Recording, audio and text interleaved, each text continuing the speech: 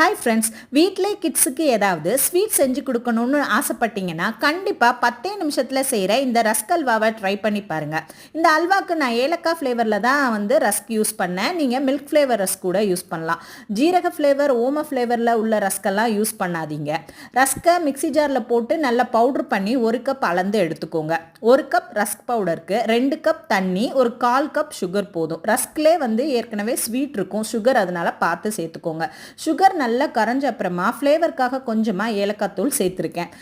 நல்ல சுகர் கரைஞ்சி இந்த மாதிரி கொதிச்சு வரப்போ நம்ம ரஸ்க் பவுடரை ஆட் பண்ணி ஒரு 5 மினிட்ஸ் கிண்டிகிட்டே வந்தோன்னா நல்லா அது டைட்டாக இறுக ஆரம்பிக்கும். அந்த நேரத்தில் தேவையான அளவு நெய்யை ஆட் பண்ணிக்கோங்க.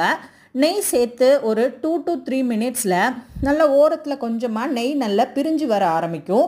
நல்லா நம்ம கிளறப்பவே பாத்திரத்தில் ஒட்டாமல் அல்வா திரண்டு வரும். இந்த ஸ்டேஜில் இறக்கி பிடிச்ச நட்ஸை தூவிட்டு சாப்பிட வேண்டியதான். பாய்.